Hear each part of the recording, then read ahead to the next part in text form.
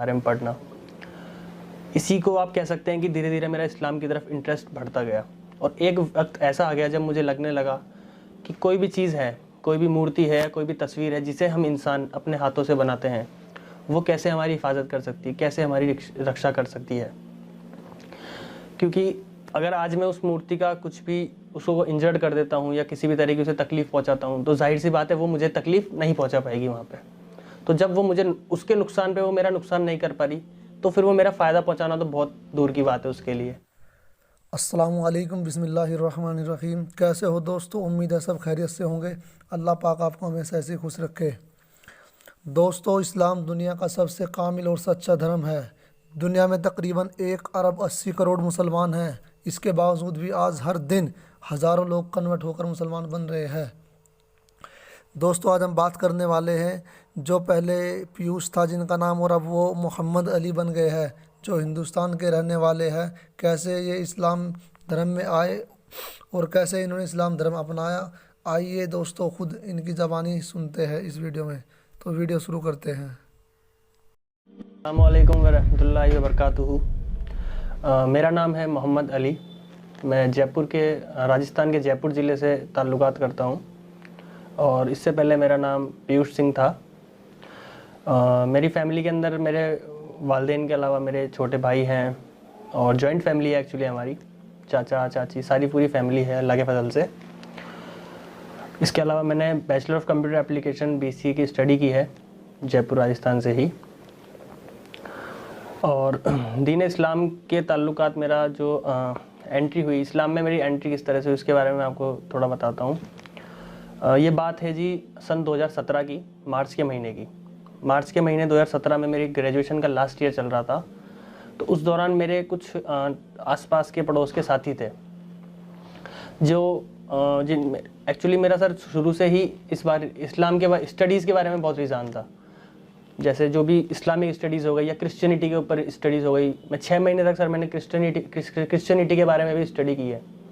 6 महीने तक मैं रेगुलर चर्च भी गया हूँ। मैंने उनको पूरा उनका मसलक, उनका धर्म, सब चीज़ देखी है, काफ़ी चीज़ें मैंने देखी। लेकिन आखिरी जो मेरा कंक्लूज़न निकला वो यही निकला कि अगर इंसान को इस दुनिया और आखिरत में कोई मुकाम हासिल हो सकता है तो सिर्फ़ और सिर्फ अल्लाह तबारक व तआला की कृपा और आशीर्वाद से ही हो सकता है।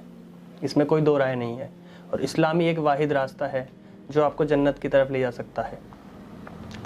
बहरहाल ये सब स्टडीज़ मेरी चल रही थी, मैं पढ़ रहा था इस्लाम के बारे में, नबी पाक की सीरत और हमारे जितने भी अंबिया आ चुके हैं उनके बारे में पढ़ना, हज़रत अली की जीवनी पढ़ना, उनकी कैसे बर्थ हुई, कैसे उनकी अलग अलग जगह लड़ाइयाँ हुई, इन सब चीज़ों के बारे में पढ़ना।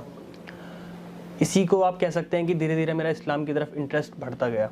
और एक वक्त ऐसा आ गया जब मुझे लगने लगा कि कोई भी चीज़ है, कोई भी मूर्ति है, कोई भी तस्वीर है जिसे हम इंसान अपने हाथों से बनाते हैं, वो कैसे हमारी हिफाजत कर सकती है, कैसे हमारी रक्षा कर सकती है। क्योंकि अगर आज मैं उस मूर्ति का कुछ भी उसको इंजर्ड कर देता हूँ या किसी भी तरीके से तकलीफ़ पहुँचाता हूँ, तो जाहिर सी बात है वो मुझे तकलीफ़ नहीं पहुँचा पाएगी वहाँ पे। तो जब वो मुझे उसके नुकसान पे वो मेरा नुकसान नहीं कर पा रही, तो फिर वो मेरा फ़ायदा पहुँचाना तो बहुत दूर की बात है उसके लिए। उसके बाद में मैंने और ज़्यादा जब डिटेल में पढ़ा तो मैंने देखा कि अर्थववेद और काफ़ी सारे ऐसे वेदास हैं हमारे हिंदू धर्म के पुराने, जिसके अंदर हमारे नबी अकरम सल्लल्लाहु अलैहि वसल्लम का जिक्र है। हाँ, ये हो सकता है कि कुछ नाम में फेरबदल हो, उनके वंश के नाम में फेरबदल हो, उनकी लोकेशन के नाम में फेरबदल हो, लेकिन ऐसा नहीं है कि बिल्कुल अवेलेबल ना हो, अवेलेबल है। उसके बाद सर मैंने धीरे धीरे मस्जिद की तरफ रुख किया अपना। मैंने मस्जिद में जाके देखा कि यार किस तरह से प्रेयर की जाती है इस्लाम में, किस तरह से नमाज अदा की जाती है। शुरुआत में मेरी प्रेयर ऐसे हुआ करती थी कि जब सब लोग रुकू में होते थे तो मैं खड़ा हुआ होता था, जब सब सजदे में होते थे तो मैं रुकू में होता था। काफ़ी प्रॉब्लम फेस करनी होती थी, लेकिन धीरे धीरे अल्लाह के फजल से ये चीज़ मैंने सीखी। अब हुआ यूँ कि बोलना तो नहीं चाहिए लेकिन मैं फिर भी आपको बताता हूँ। हमारी ही एरिया के कुछ मुस्लिम समुदाय के लोगों ने, जहाँ पे मैं नमाज़ अदा करने जाता था, धीरे धीरे उन लोगों ने ही मेरी फैमिली को कंप्लेन करना शुरू किया कि आपका लड़का हमारी मस्जिद में नमाज़ पढ़ता है। अब मेरे जो पिताजी हैं, फादर हैं, वो मीडिया पर्सन है, मीडिया से रिलेटेड पर्सन है। हमारी फैमिली की उस एरिया में काफ़ी अच्छी रेपुटेशन है। तो उन्होंने कहा कि अनूप जी, आपका लड़का फ़लाँ मस्जिद में, हमारे नज़दीक में एक मक्का मस्जिद है, वहाँ पे उन्होंने कहा कि आपका लड़का मक्का मस्जिद में नमाज़ पढ़ता है। तो मेरे जाहिर सी बात है किसी भी बाप का अगर बेटा दूसरे मसलक को चीज़ फॉलो करेगा तो उन्हें गुस्सा आना लाजमी है। तो मेरे फादर ने मेरे से काफ़ी उस टाइम सख्ती की। खैर वो उनका कोई बात नहीं, क्योंकि अपने पिता हैं, वो अपने साथ जो भी करें कोई परेशानी नहीं है उसमें। लेकिन दुख इस चीज़ का हुआ कि यार मैं कुछ गलत नहीं कर रहा, मैं किसी के साथ कोई अन्याय नहीं कर रहा, मैं सिर्फ मेरा मन कर रहा है कि मैं इस तरीके से इबादत करूँ ईश्वर की, तो वो मैं करना चाह रहा हूँ, सीखना चाह रहा हूँ, तो उसके ऊपर एलिगेशन क्यों। उसके बाद भी मैंने अपने आप को रोका नहीं, मैंने इस चीज़ पे सब्र करा और मैं धीरे धीरे दूर की मस्जिदों में जाकर नमाज अदा करने लगा, 5 किलोमीटर 10 किलोमीटर दूर जा कर के। एक दिन ऐसा आया हज़रत कि एक तबलीग जमात से जुड़ी हुई एक कम्युनिटी हमारी एक मस्जिद में आई हुई थी। असर की नमाज का वक्त था, तो नमाज अदा करने के बाद उस मस्जिद में मैं रेगुलर नमाज अदा करता था। मैंने ये डिसाइड कर रखा था कि मुझे फ़जर किस मस्जिद में पढ़नी है, ज़ोहर किस में, असर किस में, मगरिब किस में, इशा किस में। तो असर की नमाज के बाद में मैं बयान के लिए उन्होंने सबको इकट्ठा किया, दावत दी, तो मैं भी बैठ गया। तो उन्होंने मुझसे ये कहा कि आप भाई अक्सर इस मस्जिद में देखे जाते हैं। जी हाँ बोले, बिल्कुल मैं देखा जाता हूँ, मैंने जवाब दिया। तो उन्होंने कहा कि आप हमारे रहबर बन जाएं। तो मैंने उन्हें ये कहा कि भाईजान आपकी बात बिल्कुल ठीक है, लेकिन ये रहबर, अमीर और ये तबलीग और ये जमात, ये आप क्या बात कर रहे हैं, मुझे इस बारे में बिल्कुल भी नॉलेज नहीं, क्योंकि उस टाइम तक मेरे को इस्लाम के किसी भी मसलक के बारे में कुछ नॉलेज नहीं थी। मैं सिर्फ यही जानता था कि अल्लाह के सिवा कोई माबूद नहीं और पैगम्बर सल्लल्लाहु अलैहि वसल्लम के सिवा कोई नबी नहीं अल्लाह का, सिर्फ ये चीज़। इसके अलावा मुझे कुछ नहीं पता था इस्लाम के बारे में, 2 वर्ड्स के अलावा। उन्होंने मुझे समझाया कि ऐसे ऐसे एक इस्लाम के अंदर एक स्पेसिफिक ग्रुप, एक चेन काम करती है जो कि लोगों को अच्छे रास्ते की तरफ लेकर आती है। तो उनको मैंने छोटी सी अपनी बताई कि यार मेरे साथ में, मैंने इस्लाम में फॉलो करना चाहता हूँ, लेकिन मेरे साथ कुछ परेशानियाँ ऐसी आ रही है, मेरे फैमिली मुझे फिज़िकली और मेंटली काफ़ी टॉर्चर करते हैं, और आसपास का जो हमारा माहौल है वो थोड़ा विपरीत है मेरी चीज़ के अलावा। तो उन्होंने कहा कि भाईजान जब भी आपको कोई तकलीफ़ आए तो आपको सीधे जाना है, मरकज़ का रुख करना। आप जब भी आपको कोई परेशानी आए वहाँ से आपको इंशाल्लाह ज़रूर मदद मिलेगी इस मैटर को लेके। तो हो सकता है शायद अल्लाह के फरिश्ते वहाँ उस समय मौजूद है, उन्होंने तुरंत बात हमारी पहुँचाई। और अगले दिन जुम्मा का दिन था, 20 मार्च 2019। उस दिन मैं जुम्मे की नमाज़ पढ़ के घर पे जब आया तो जुम्मे की नमाज़ के दौरान मेरा फ़ोन साइलेंट पे था। मेरी फैमिली की लगभग 18 से 20 मिस कॉल्स उसमें उस टाइम अवेलेबल थी। तो मैं घर मस्जिद से निकलते ही फ़ोन देखते ही मैं समझ गया था कि कुछ ना कुछ मैटर आज बड़ा होने वाला है। मैं घर पहुंचा, घर पहुंचते ही मेरे फादर ने मुझे सीधा ये कहा कि नहा पहले तो जाके। तो अल्लाह को शायद यही मंजूर था, और 20 मार्च 2019 को जुम्मे की नमाज़ के वक्त बाद में मैं जब घर वापस आया तो मेरे फ़ोन में ऑलरेडी फैमिली की इतनी सारी मिस कॉल्स थी। मैं थोड़ा बहुत समझ गया था कि घर पे कुछ ना कुछ आज मैटर होने वाला है। मैं घर पहुंचा तो मेरे फादर ने मुझे ये कहा कि आप कहाँ गए थे। तो मैंने कहा पापा मैं नमाज़ पढ़ने गया था। तो मेरे फादर ने, उससे पहले भी मेरे पापा मेरे साथ कई बार सख्ती कर चुके थे, मारना पीटना, ये तो बहुत आम बात हो गई थी। असल में हिंदू कम्युनिटी के कुछ बड़े बड़े पॉलिटिकल पर्सनस के कॉल आना रात को 2-2 बजे धमकी भरे कि तुझे ज़िंदा नहीं रहने दिया जाएगा, जान से मार दिया जाएगा। जयपुर में क्या तू कहीं भी रह ले, वहाँ पे भी। और इन द सेंस मतलब घर पे आके समझाना, जो इंसान, पहले मैं हिंदू था तो जिस इंसान को हिंदू होने पे मुझसे मतलब नहीं था बिल्कुल भी, जैसे ही मेरा हल्का सा रुझान इस्लाम की तरफ गया, वो लोग खुद आके बोल रहे हैं, समझा रहे, प्यार से भी और डर से भी, दोनों तरीके मुझे दिखाए जा रहे हैं कि या तो प्यार से मान जा या डर के मान जा। तो ये चीज़, मारपीट तो बहुत अलग रह गई थी, बहुत एक लेवल तक पहुंच गए थे वो लोग इस चीज़ में। पुलिस वगैरह का काफ़ी हो गया था मैटर, लेकिन चले मैं बताता हूँ पूरा डिटेल में। तो मैं घर पहुंचा तो मेरे फादर ने कहा कि आप ठीक है, आपको मना किया गया था। खैर मेरा लहजा बोलने का ये है, लेकिन उनके अल्फाज कुछ और ही थे, आप समझ सकते हैं थोड़ा। उन्होंने मुझसे कहा कि आपको मना किया गया था, उसके बावजूद आप मस्जिद गए हैं, तो पहले आप नहा कर आइए। तो मैंने कहा पापा मैं ऑलरेडी नहा के गया था, साफ़ सुथरा हूँ बिल्कुल, क्या प्रॉब्लम है। बोले नहीं, आप मुस्लिमों के मस्जिद में टच होके आए हैं, इसलिए आप नहाना होगा आपको। अब बताएं इस सोच का क्या किया जाए कि एक इंसान दूसरे इंसान के सिर्फ धर्म के नाम पे टच होने से नहाना, या फिर नापाक हो गया वो सिर्फ टच होने से। ये चीज़ मुझ पे ऐसे गई जैसे आप सोच नहीं सकते, इतना बुरा सोच के ऐसा अंदर से हिल जाता है इंसान की, यार आज कोई भी अगर किसी भी मुस्लिम के कोई नॉन मुस्लिम अगर टच हो जाता है तो क्या हमें ये कहा जाएगा कि आप नहा कर आइए? क्यों नहा कर आए भाई? वो इंसान नहीं है क्या? क्या वो बाबा आदम की औलाद नहीं है क्या? क्यों नहा कर आए हम? या कि क्यों हम उसको गलत समझें, क्यों उसे बुरा समझें?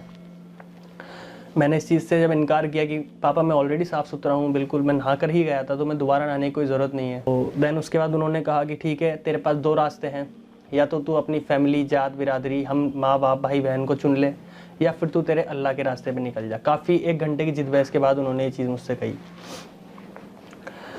1 घंटे की जब उनसे काफ़ी मेरी जिद बहस हो चुकी थी, तो उन्होंने मुझे फाइनली यही कहा कि आप अपना बैग तैयार करें और निकल जाएं। मैंने कहा ठीक है।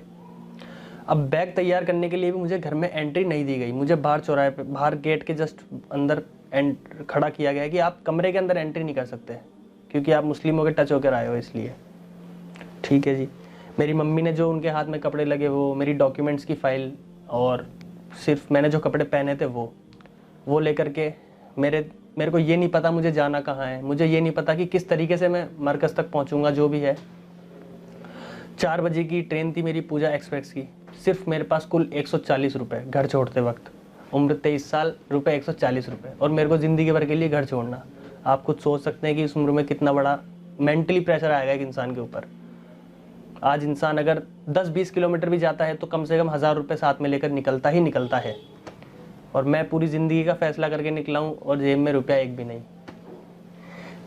फिर भी मैंने अल्लाह के भरोसे कदम उठाए और अल्लाह ने मुझे कामयाब भी किया। वो मैं आपको बताता हूँ डिटेल में कैसे।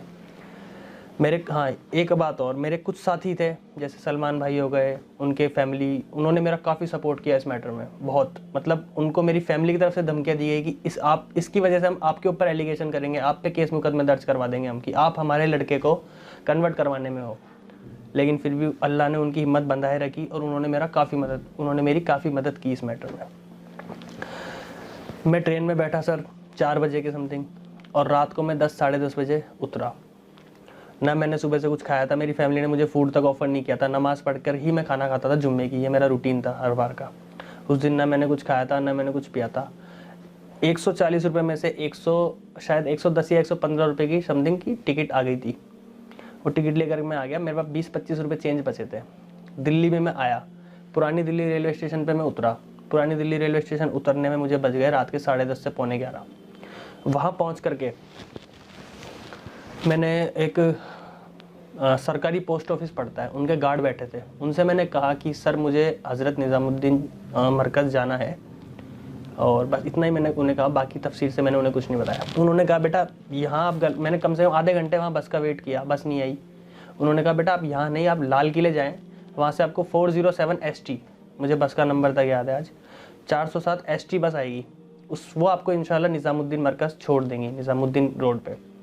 ठीक है जी।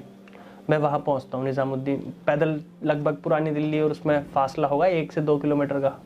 मैं वहाँ पे पहुँचा 11:30 साढ़े 11 बजे के समथिंग, और अल्लाह के फजल से बस भी आ गई। लेकिन वहाँ भी मेरे को पहुँचने के बाद में काफ़ी माहौल ऐसा लगा कि कोई मतलब चरस पीने वाले लोग बैठे हैं, चेन स्नैचर्स बैठे हैं रात को 11 बजे, और लॉकडाउन का माहौल लगने वाला, क्योंकि 22 तारीख से जनता कर्फ्यू लग गया था, इसलिए 20 तारीख की बात मैं आपको बता रहा हूँ। एक फैमिली खड़ी थी, हस्बैंड वाइफ, उनके बच्चे। उनसे मेरे को लगा ये थोड़े ठीक फैमिली वाले लोग हैं, इनसे पूछा जाए। उनसे मैंने पूछा कि सर मेरे को हज़रत निज़ामुद्दीन जाना है, तो कैसे पहुँचूँगा? तो उन्होंने बता दिया यहाँ से बस आएगी, आप चले जाएँ। ठीक है। अल्लाह के फजल से 5 से 7 मिनट में बस भी आ गई। अब बस में एक ड्राइवर, एक कंडक्टर और एक भाई और बैठे। बस रुकी, मैं बस में सवार होता हूँ। अब जिस सिचुएशन में आप समझे, जिस सिचुएशन में मैं घर छोड़ के आया था, उस सिचुएशन में मुझे हर मुसलमान, हर दाढ़ी वाला भाई मुझे अपने खून के सगे भाई से भी ज़्यादा लगेगा। समझ सकते हैं आप भी, ठीक है। अब अल्लाह को शायद थोड़ा इम्तहान लेना वहाँ पे मंजूर था, इसलिए उन्होंने शुरू करा मेरा इम्तहान लेना वहाँ से। उस दाढ़ी वाले भाई से मैंने ये कहा कि भाई मुझे एक्चुअली मुझे पता नहीं था कि कहाँ पे हज़रत निज़ामुद्दीन एक्चुअली पड़ता है, क्योंकि निज़ामुद्दीन पूरी एक बस्ती का नाम है, उसमें से वो पर्टिकुलर स्पेस, उस पर्टिकुलर जगह कौन सी है जहाँ पे मुझे जाना है। मैंने उन्हें कहा कि यार मेरे को मरकज़ निज़ामुद्दीन जाना है, बंगले वाली मस्जिद। बोले ठीक है आप भाई, कोई दिक्कत नहीं, आप मेरे साथ चले, मैं आपको छोड़ दूँगा इंशाल्लाह। बस में मैंने उन्हें थोड़ा बहुत मेरे बारे में बता दिया कि मैंने यार ऐसे ऐसे मैं इस्लाम फॉलो करता हूँ और इस्लाम कबूल करना चाहता हूँ। बोले ठीक है। तो हम लोग निज़ामुद्दीन बस स्टैंड पे उतरते हैं। उतर के थोड़ा वॉकिंग डिस्टेंस पे ही मरकज़ है बस स्टैंड से। हम लोग मरकज़ की तरफ रवाना होते हैं। तो उन जनाब का बिहेवियर ऐसा था, आपको क्या बताऊं मैं। वहाँ के जो यतीम भिखारी बैठे थे उनसे वो बदतमीज़ी से, साफ शब्दों में तो गाली बक के बात कर रहे थे, उनसे पैसे छीन रहे थे। एक इतनी अच्छी माशाल्लाह उन्होंने दाढ़ी रखी हुई, सुन्नती लिबास पहना हुआ है, और उनकी हरकतें ऐसी, तो तुरंत दिमाग में एक चीज़ जाती है कि यार इस्लाम तो बुरा नहीं है, बुरे हैं आज के मुस्लिम जनरेशन।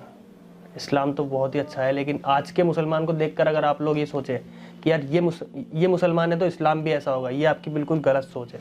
मैं ये चीज़ दावे के साथ कह सकता हूँ। अगर आपको देखना ही है तो हमारे नबी पाक सल्लल्लाहु अलैहि वसल्लम की ज़िंदगी देखें, उनके बारे में आप देखें। अगर आप आज के मुस्लिम, मैं अपने आप को भी अच्छा नहीं बता रहा, अगर आप आज के मुस्लिम बड़े से बड़े मौलाना हो या छोटे से छोटा बच्चा हो, उनको देखेंगे तो आप परफेक्ट इस्लाम नहीं देख पाएंगे कभी भी। परफेक्ट अगर इस्लाम देखना है तो हमारे नबी की ज़िंदगी आप देखें, कुरान शरीफ और हदीस देखें आप। बहरहाल जैसे ही उन भाई के साथ मैं चलने लगा, उनका बिहेवियर देखा तो मैं थोड़ा शॉक हो गया कि यार मैं कहीं मैंने गलत इंसान से तो पूछताछ नहीं कर ली, क्या पता है मुझे कहाँ ले जाए। क्योंकि 23-22 साल की उम्र में आपको पता है इतना ही दिमाग होता है इंसान में, और पहले घर छोड़ने का पूरा प्रेशर टेंशन दिमाग पे। तो पैदल चलने के बाद वो मरकज़ निज़ामुद्दीन के गेट पे मुझे ले आए। मरकज़ निज़ामुद्दीन के गेट पे खड़े थे ज़ुबैर भाई, अंडमान निकोबार द्वीप समूह की एक जमात आई हुई थी, उनकी जमात का एक साथी था ज़ुबैर, जो खड़े थे इस्तकबाल के लिए वहाँ पे। उन्होंने कहा कि यार ये लड़का है और इस्लाम कबूल करना चाहता है या करा हुआ है, ऐसे कुछ उन्होंने कहा, किया हुआ है शायद, और ये जमात में शामिल होना चाहता है।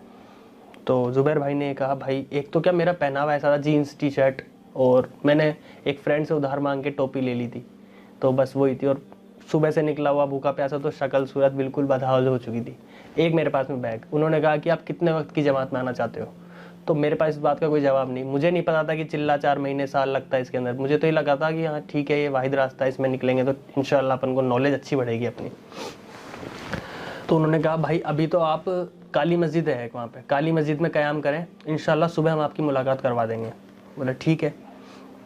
तो वो जो भाई मेरे साथ में थे, जो मुझे बस में मिले थे भाई, उन्होंने कहा ठीक है बीच में पढ़ करके, ठीक है मैं इन्हें काली मस्जिद लेकर जाऊँगा, आप चिंता ना करें।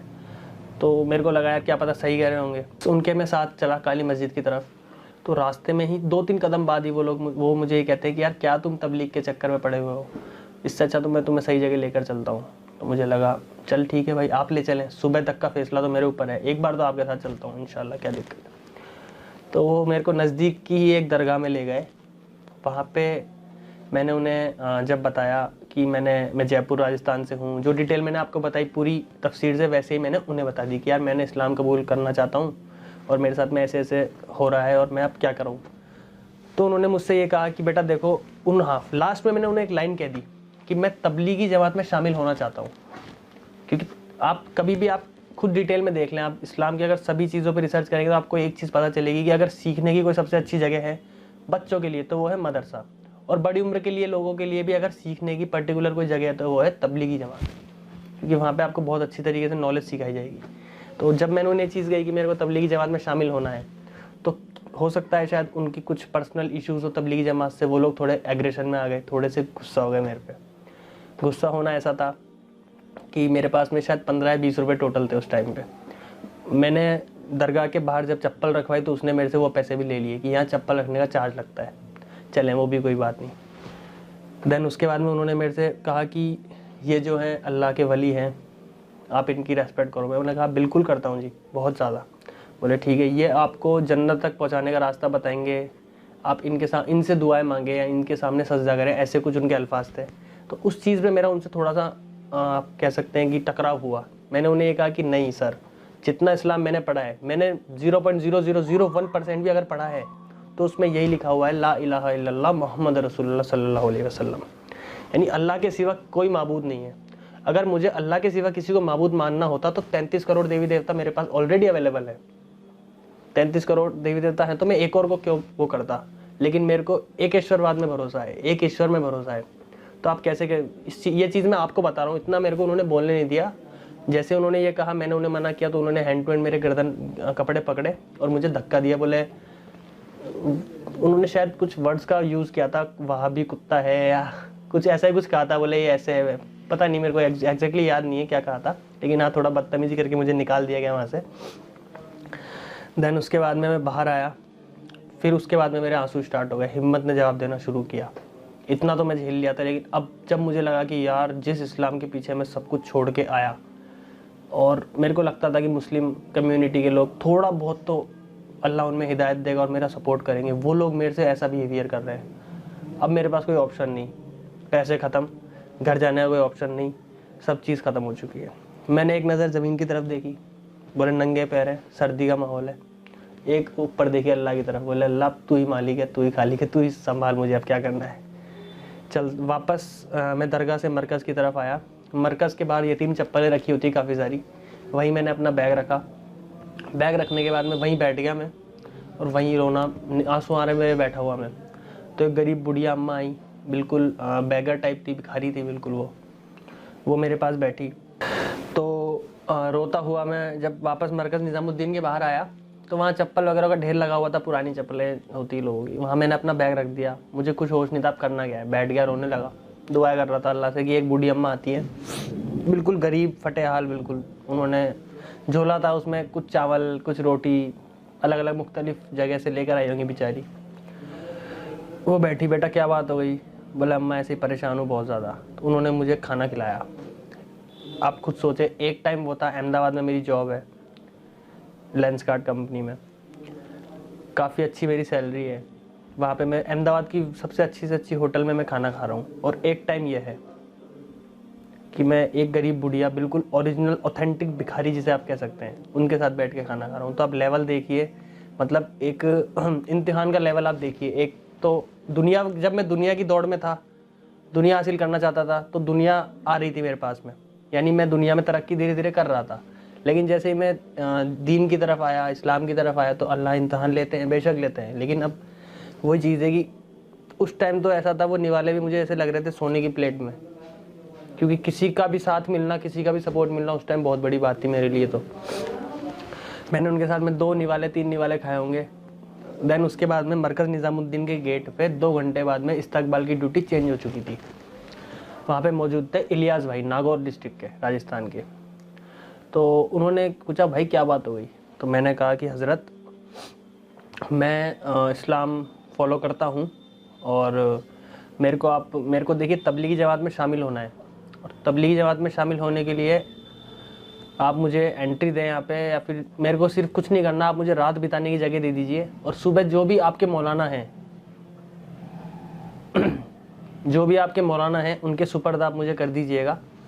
तो उन्होंने कहा है देखिए ऐसे हम एंट्री नहीं देते, क्योंकि वहाँ पे एक तो क्या मुख्तलिफ जमात जो आती है प्रॉपर, उसे एंट्री दी जाती है। दूसरी चीज़ एक पहनावे का भी फ़र्क पड़ता है, क्योंकि दिल्ली जैसी सिटी है जहाँ पर कि आप बुरा मत मानिएगा अगर आप दिल्ली से हैं, तो थोड़ा चोर वगैरह का मैटर, थोड़ा मतलब आप समझ सकते हैं, थोड़ा माहौल यहाँ का थोड़ा सा नेगेटिव है, आप बुरा मत मानिएगा दिल्ली से हैं तो इस वजह से शायद उन्होंने मुझे मेरा हुलिया देख के मना किया होगा कि नहीं आप अंदर नहीं आ सकते। लेकिन उनके दिल में अल्लाह ने शायद थोड़ी सी मेरे लिए रहमत जगाई होगी, उन्हें मेरे पे थोड़ा सा रहम आया, थोड़ा सा उन्हें दया आई।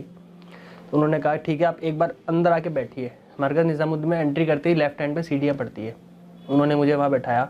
मैंने मेरी 8th क्लास से लेकर के ग्रेजुएशन तक की सारी marksheets, Aadhaar card, PAN card, passport, pen ID card, pen वगैरह जितने ID कार्ड मेरे पास थे, सारा बैगेज उनके हाथ में दे दिया। बोले अगर आपको यकीन ना हो तो ये सारे डॉक्यूमेंट्स आप रख लीजिए, मैं हिंदू, मेरे डॉक्यूमेंट्स हैं, मैं फॉलो करता हूँ इस्लाम। अगर आपको लग रहा है कि मैं कोई चोर उचक्का हूँ, ये मेरा मोबाइल है, ये भी आप रख लीजिए, मुझे रात गुजारने की जगह दे दीजिए, और सुबह मुझे आप मौलाना साहब जो भी हैं, मैं नहीं जानता था हज़रत जी मौलाना साहब दामद बरकातुहूम यहाँ के अमीर हैं, और तबलीगी जमात इतना बड़ा संगठन है, ये चीज़ मुझे नहीं पता थी। तो उनको थोड़ा यकीन आया, उन्होंने 2-4 बड़े और थे साथी, उनको बुलाया वहाँ पे। देन उन्होंने उनसे कहा कि यार ये ऐसे ऐसा एक मैटर है। तो उन्होंने उस टाइम मुझे सोने के लिए बिस्तरा दिया, खाना खिलाया, सबसे पहले ईशा की नमाज़ के लिए पूछा, ईशा की नमाज़ मुझसे पढ़वाई गई, खाना खिलाया, सोने के लिए मुझे बिस्तरा दिया, काफ़ी अच्छा सलूक किया। तो डे 1 जिस दिन मैंने पहली बार नमाज़ पढ़ी थी, और डे 2 जिस दिन मुझे मरकज़ निज़ामुद्दीन में एंट्री मिली, ये दिन 2 दिन ऐसे हैं जिस दिन आप ऐसे समझ लीजिए कि मेरे ऊपर बिना बादलों के बरसात हुई है अल्लाह की तरफ से। इतनी खुशी हुई थी मुझे उस दिन कि यार चलो कोई तो ऑप्शन आया सामने, नज़र के सामने, कि कहीं तो अपन आके सेफ हो गए, सर के ऊपर कहीं तो छत आ गई अब। देन उसके बाद में रात को मेरे को अब इतनी खुशी हो रही कि रात को नींद भी नहीं आई उस दिन मुझे।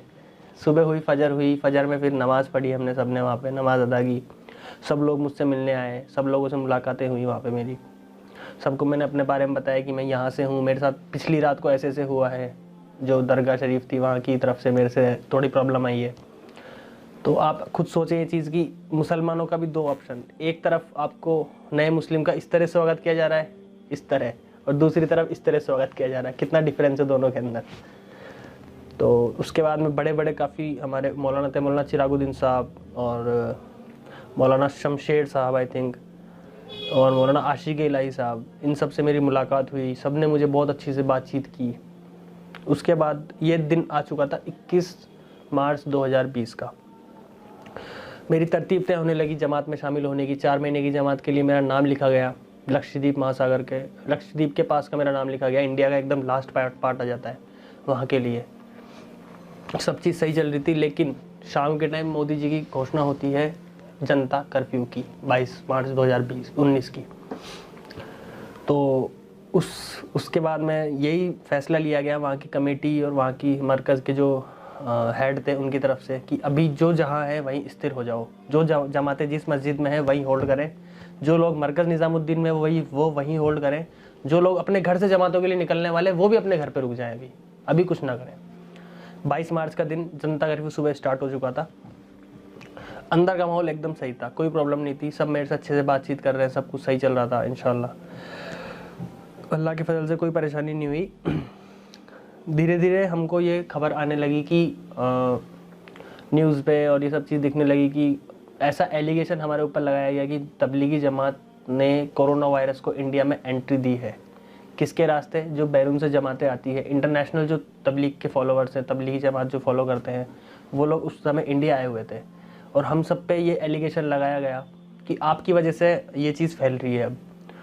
और जाहिर सी बात है, अपने इंडियन मीडिया जो है वो थोड़ा इन चीज़ों में आप समझ सकते हैं कि थोड़ा आग लगाने वाला काम करता है, क्लियर लैंग्वेज में बोलूँ तो। ठीक है जी, चलता रहा। 22 मार्च हुई, 23 मार्च हुई, ऐसे करते करते वक्त आ गया 30 मार्च के आसपास का। 30 मार्च को मरकज़ निज़ामुद्दीन के बाद डॉक्टर्स की टीम आती है, कैंप लगाया जाता है बाकायदा, और बसेस की लाइन लगती है, डीटीसी की बसेस की लाइन लगती है कि आपको यहाँ से मतलब अलग अलग क्वारंटाइन सेंटर्स में शिफ्ट किया जाएगा। ठीक है। उस समय मेरे पास में मेरी आईडी थी जो हिंदू नाम से थी, और मैंने अपना नाम मोहम्मद अली बताया था मरकज़ में। इसके लिए मैं आपको पहले ही बता देता हूँ, किसी भी व्यक्तिगत या धार्मिक संगठन का मेरे से कोई ताल्लुक़ नहीं है, कोई कांटेक्ट नहीं है, किसी ने मुझे उकसाया नहीं है इस चीज़ के लिए। ये मेरी personal will pay, personal choice पे किया था मैंने सारा फैसला। किसी ने मुझे इसके लिए कुछ नहीं बोला है। मैंने अपना नाम वहाँ मोहम्मद अली बताया डॉक्टर्स को, मोहम्मद अली। एड्रेस बताया मैंने मेरठ का, और मैंने मेरा फादर्स नेम भी दूसरा बताया। उसके बाद उन्होंने मुझे बस में एंट्री दी और मुझे लेकर गए वो नरेला क्वारंटाइन सेंटर में। नरेला क्वारंटाइन सेंटर हम लोग पहुँचे। कुछ दिन हम वहाँ पे क्वारंटाइन सेंटर में रहे, काफ़ी अच्छे साथी मिले, उनसे मुलाकात हुई, काफ़ी अच्छी यादें देखे गए वो। 10 दिन के बाद में मुझे वहाँ से सिर्फ इतने सारे लगभग आप मान के चलिए 6 से 7 हज़ार लोग टोटल ऑल ओवर जितने भी तबलीगी जमात से थे, क्योंकि मरकज़ के अलावा जो मुख्तलिफ मस्जिदें थी उनकी जमात को भी क्वारंटाइन किया गया था। जमात से जो इंसान जुड़ा हुआ है, अगर एक कोई भी आके ऐसे कहेगा कि हाँ मैं ये कब भी जमात से जुड़ा हुआ है तो इसको भी लेकर जाएंगे, वो ऐसा माहौल बना दिया गया था इंडिया के अंदर उस टाइम पे। तो हमें वहाँ लेकर गए और उसके बाद में हॉस्पिटल के लिए मेरा नाम नॉमिनेट हुआ कि आपको टेस्ट के लिए हॉस्पिटल लेकर जाएंगे। अब एक चीज़ आप सोचें, इतने सारे लोग, उसमें से सिर्फ मुझे अकेले को लेके जा रहे हैं जिसके पास में कागज़ भी ओरिजिनल नहीं है, और दूसरी चीज़ कागज़ भी ओरिजिनल नहीं, देन इसके अलावा अंदर एक डर और कि यार इतने लोगों में से मुझे क्यों उठाया इन्होंने, क्या पता। और हाँ, वहाँ के लोग मुझे बोल रहे कि यार क्या पता जान से मार दे इंजेक्शन लगा के तब जमातियों, क्योंकि एक खबर ये भी अफवाह उड़ी थी कि तबलीगी जमात के लोगों को अब जान से मारा जाएगा इंजेक्शन लगा के, या इन्हें एनआरसी और सीएए वाला जो कैंप लगने वाला था ना, वो क्या कहते हैं, जो बांग्लादेशी अवैध घुसपैठियों को रोकने के लिए कैंप लगता है, उस कैंप में डाला जाएगा इन्हें। ऐसी कुछ अफवाह उड़ी थी उस टाइम पे। तो एम्बुलेंस के अंदर मुझे बिठाया गया अकेले को, मेरे बैगेज वगैरह मेरे सामान सहित, और मुझे शिफ्ट किया गया लोकनायक जयप्रकाश हॉस्पिटल, LNJP हॉस्पिटल में। LNJP हॉस्पिटल के अंदर उस दिन मेरा रोज़ा चल रहा था, शब कदर की रात का रोज़ा था। वहाँ हम पहुँचते हैं LNJP हॉस्पिटल में। वहाँ पे सारे मतलब काफ़ी सारे लोग, मुस्लिम भी थे, नॉन मुस्लिम्स भी थे, लेकिन तबलीगी जमात से जुड़ा हुआ या फिर मेरी जानकार वाला कोई जानने वाला मुझे कोई साथी कोई मौजूद नहीं था। वहाँ पे मैं गया तो मैंने अपने आप को थोड़ा अकेला महसूस किया, और खाने का पीने का कोई व्यवस्था वहाँ नहीं थी कि खाने मतलब दिन भर से कोई भूखा है प्यासा है, कुछ नहीं, बस आपको बेड दे दिया गया है, आप वहाँ रहे बस।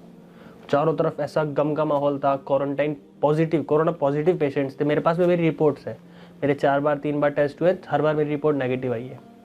तो एक वार्ड है मान लीजिए जहाँ पे 10 पेशेंट एडमिट है, 9 कोरोना पॉजिटिव है और 1 कोरोना नेगेटिव है। अगर वो कोरोना नेगेटिव पेशेंट उन 9 के साथ रहेगा तो जाहिर सी बात है वो ऑलरेडी ऑटोमेटिकली पॉजिटिव हो जाएगा जम्स फैल के। तो वहाँ पे मुझे रखा गया, लेकिन अल्लाह की ऐसी हिफाजत रही कि मेरे को कोरोना टच नहीं किया बिल्कुल भी। उसके बाद में 2 या 3 दिन तक मैं लगातार भूखा प्यासा रहा, खाना वगैरह हमें प्रोवाइड नहीं किया गया और इस वजह से मेरे शरीर में काफ़ी कमजोरी आ गई, बेड से मेरा उठना तक मुश्किल हो गया।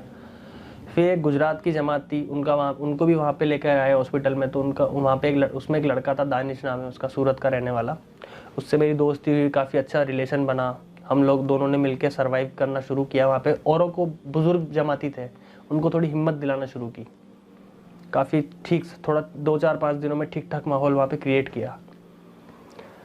हुआ कुछ यूँ कि जो लोकल दिल्ली के लोग थे वो लोग सुबह हमसे बात करते थे, खाना हमारे साथ खाते थे और शाम को उनकी बॉडी हमें बॉडी पैकेज में पैक करनी पड़ती थी।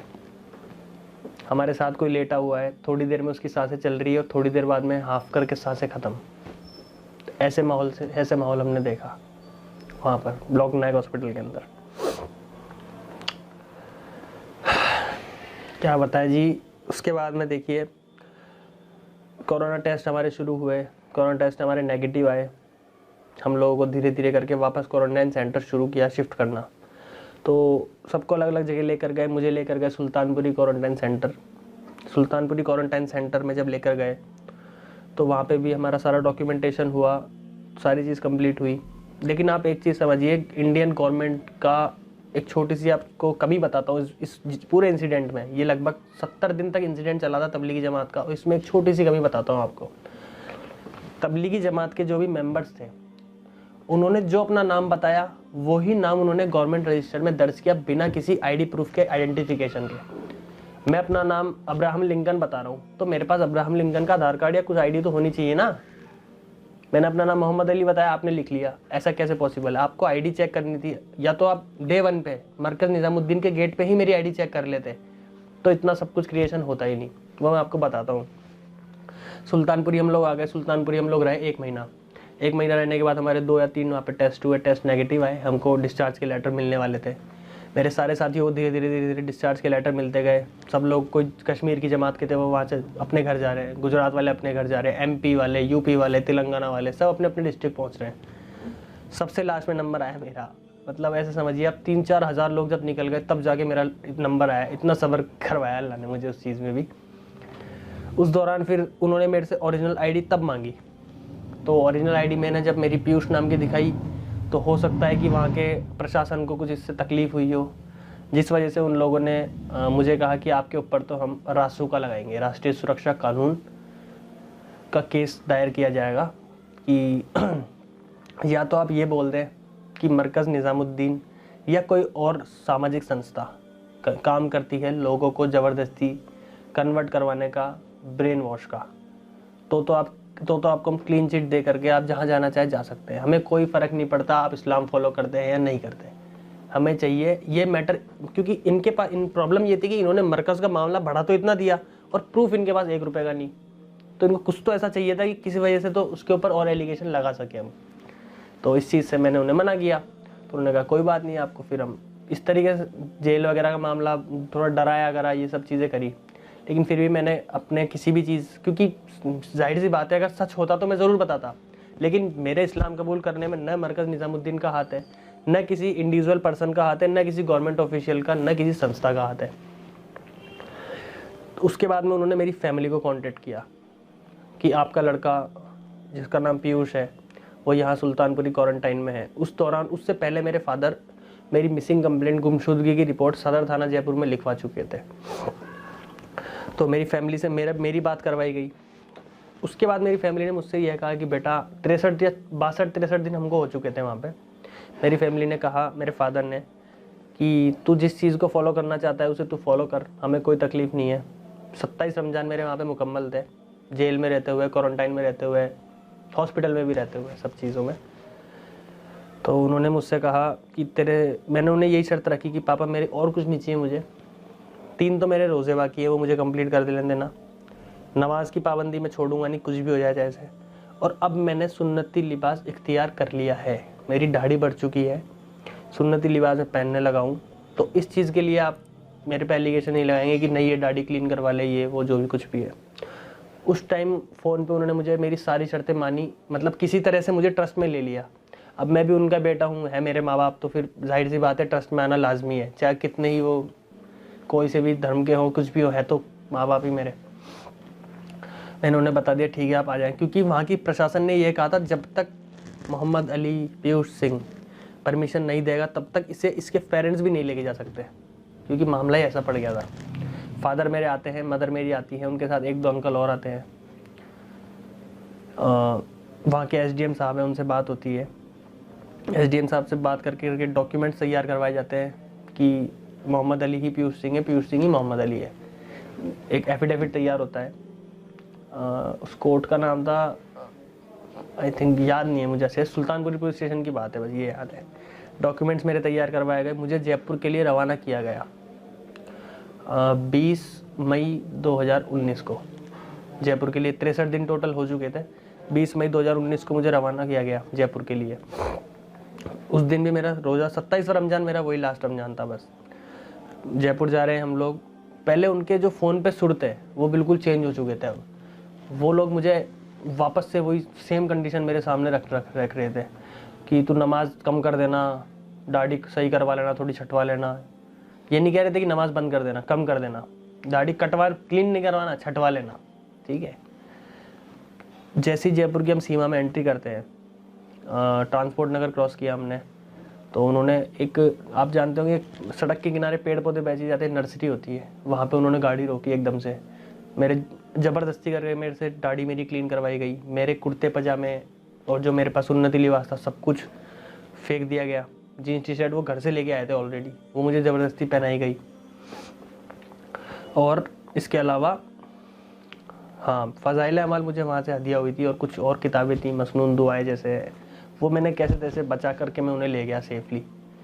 वो मैंने अपने एक फ्रेंड के यहाँ रखवाई, घर ले गए। घर पे जाके भाई उसके बाद जो माहौल बिगड़ता है, हमारे वहाँ के एमएलए, उनके आदमी, एमएलए के आदमी, और मतलब हिंदू धर्म के, आप समझ लें हिंदुओं के जितने भी बड़े बड़े मतलब जैसे संगठन जो आप समझ सकते हैं, आरएसएस हो, चाहे बीजेपी हो, चाहे और विश्व हिंदू परिषद के बड़े से बड़े हमारे एरिया के जो भी नेता नांगले जितने भी थे, उन सबका आना जाना शुरू होता है। वो समझाते हैं कि क्यों गया, क्यों ऐसे। एक ने तो ये तक कहा कि अगर तू जाएगा तो तेरे माँ बाप को हम हानि पहुँचा देंगे यहाँ पे पीछे से, इतना तक डराने की कोशिश की इन लोगों ने। उसके बाद पुलिस जो हमारी प्रशासन है, उनका भी एक ये है कि उन्होंने भी एक धर्म को बेस बनाते हुए अपने निर्णय लिए, जबकि प्रशासन, पुलिस या हमारी जो न्यायपालिका है, उसके लिए हर धर्म समान होना चाहिए। वो वही फैसले हिंदू के लिए करे जो मुसलमान के लिए करे। अगर मुसलमान गलत है तो उसे गोली मारी जाए, लेकिन अगर हिंदू गलत है तो उसे गोली की जगह पत्थर नहीं, उसे भी गोली ही मारी जानी चाहिए, कायदा तो ये कहता है। लेकिन उन्होंने सिर्फ धर्म के बेस पे फैसले किए, वो हमारे वहाँ के प्रशासन ने। उन्होंने ये नहीं देखा कि यार ये भी इंसान है, हम भी इंसान है, ऐसा कुछ नहीं देखा उन्होंने कुछ भी चीज़। डेली मेरे पास पुलिस वालों का आना जाना शुरू हो गया। वहाँ पे घर पे मेरे 2-2, 3-3 घंटे मुझसे बयान लिए जाते हैं। मुझे ये प्रेशराइज़ किया जाता है कि तू एक बार तबलीगी जमात का नाम ले दे, एक बार मरकज़ निज़ामुद्दीन का नाम ले दे, ये लोग करवाते हैं, फिर देखना। तो वो चीज़ मैंने उन्हें कभी नहीं कही की, क्योंकि ऐसा कुछ था ही नहीं, इसलिए मैं कहता भी क्यों। अब मुझे पता चला जब मैं जयपुर छोड़ करके चला गया था 20 मार्च को, उसके बाद में मेरे माँ बाप जो है बेहोश हो गए थे, मेरी मदर के मुँह से झाग निकलने लग गए थे, और मतलब एक कह सकते हैं आपकी, मतलब माँ बाप के प्यार की एक इंतहा तक पहुंच गए थे वो लोग कि यार कैसे तैसे ये बंदा रुक जाए, कैसे तैसे हम इसे अपनी तरफ ही रखें। एक लेवल तक पहुंच गए थे, हॉस्पिटल तक एडमिट करवाना पड़ गया था मेरे पेरेंट्स को, मेरी फैमिली को। इतनी बुरी हालत हो गई थी उनकी, जब उन्हें ये पता चला कि मैं ये सब चीज़ें फॉलो करके इस रास्ते में निकल चुका हूँ। जब उस टाइम तो उन्होंने गुस्से मुझे कह दिया कि तू घर छोड़ दे, लेकिन जब मैंने सच में छोड़ दिया और मैं निकल गया, और तब उन्होंने टीवी में देखा कि तबलीगी जमात वालों के साथ ये सब हो रहा है, तो उनसे सहन नहीं हुआ। ये चीज़ मुझे पता भी चली, लेकिन मैंने हिम्मत नहीं हारी, थोड़ा सब्र से काम लिया। उसके बाद में मैं 3-4-5 महीने में वहाँ रहा हूँ लगभग। अब देख लीजिए आप, जून से 6 महीने ये और जनवरी है। अब जनवरी में हालात ये हैं भाई कि मेरे को दोबारा वही सेम सी सिचुएशन मेरे सामने है। मुझे दोबारा धक्के मार के घर से बाहर निकाला जा चुका है और अल्लाह के फजल से मैं ईमान में दाखिल कम्प्लीटली हो चुका हूँ। मेरे डॉक्यूमेंट्स अल्लाह के फजल से कंप्लीट है इस टाइम। पर्सनल, पॉलिटिकल और पर्सनल किसी का प्रेशर नहीं रहा अब मेरे ऊपर, क्योंकि मेरी फैमिली को ये यकीन हो चुका है कि अब ये बंदा इस्लाम से पीछे हट नहीं हट सकता, चाहे हम कितनी भी ज़बरदस्ती कर ले। मेरा पैर तोड़ा हुआ है, मेरे पैर में टाँके तक आए हुए हैं, काफ़ी मेरे साथ प्रॉब्लम हुई है। अब तो मेरी मदर ने लास्ट टाइम मुझे ये कह के निकाला था कि तू अगर ये तेरे मुँह से कहेगा ना कि मैं वापस पीछे आना चाहता हूँ, वापस हिंदू बनना चाहता हूँ, तो भी हमें यकीन नहीं होगा। मेरी माँ ने मुझे कहा था कि तेरे लिए हमारे मन में बेटे वाली फीलिंग ख़त्म हो चुकी है। हमें ऐसा लगता है कि कोई गैर हमारे साथ रह रहा है। मेरे फादर मदर के बेडरूम में मुझे एंट्री नहीं है, पलंग के ऊपर मुझे बैठने नहीं दिया जाता। मेरा भाई मुझसे 4 साल से बात नहीं करता, छोटा भाई, एक ही भाई है। मेरी एक भाई और एक सिस्टर एक्सपायर हो चुके हैं पहले। एक भाई है छोटा, वो मुझसे पिछले 4 साल से बात नहीं करता। मेरे चाचा चाची, इनका बिहेवियर बिल्कुल ऐसा है जैसे आप एक अपने किराएदार के साथ बिहेवियर रखते हैं। मतलब फैमिली के नाम पे मेरे पास में सिर्फ अल्लाह और उनके रसूल की इबादत और उसके सिवा मेरे पास कुछ नहीं है, समझ लें आप। और मेरे तमाम हिंदू भाइयों के से मेरी एक गुजारिश ये रहेगी, भाई आप लोग सबसे पहले दिमाग से ये चीज़ निकालें कि मुसलमान हमारे दुश्मन हैं। सबसे पहले आप ये चीज़ निकालें, क्योंकि मुसलमान भी वही इंसान है जो हम इंसान हैं।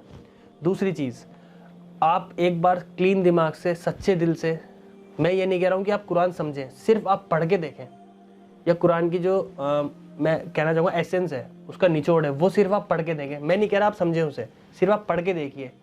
मैं आपको चैलेंज के साथ कह सकता हूँ, इससे बेटर आपको ऑप्शन नहीं मिलेगा कुछ भी। क्योंकि आप खुद सोच के देखिए एक चीज़ कि यार जो चीज़ को आज ये कोई चीज़ है, इसे मैं अपने हाथ से बना रहा हूँ और इसे मैं तोड़ दूंगा तो ये मेरा क्या बिगाड़ लेगी। ये तो एक बच्चा भी कॉमन सेंस बता सकता है ना। दूसरा, एक बहुत अच्छा एग्जाम्पल आपके सामने मैं रखता हूँ। आप सब मेरे हिंदू भाई बहन हैं, अगर अपने हिंदू कम्युनिटी के अंदर, चले माने मैं भी एक बार हिंदू खुद को बोलता हूँ, ठीक है, अपने हिंदू कम्युनिटी के अंदर अगर कोई बच्चे का इंतकाल होता है तो क्या किया जाता है? आपसे सवाल रहेगा मेरा ये। बड़ा हूँ, अगर मैं हूँ, मेरा इंतकाल हुआ तो मुझे जला देंगे। अगर 5 साल का 7 साल का बच्चा है तो उसे दफनाया जाता है। आप अच्छी तरह जानते हैं चीज़।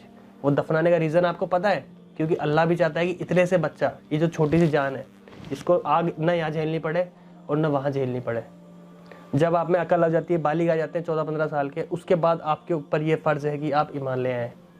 उसके बाद आपको जलना और ना जलना आपके ऊपर डिपेंड करता है। आप जलना चाहते हैं यहाँ भी और वहाँ भी, तो वो आपके ऊपर डिपेंड करता है। आप यहाँ भी सेफ़ रहना चाहते हैं और वहाँ भी सेफ़ रहना चाहते हैं, तो वो भी आपके ऊपर डिपेंड करता है।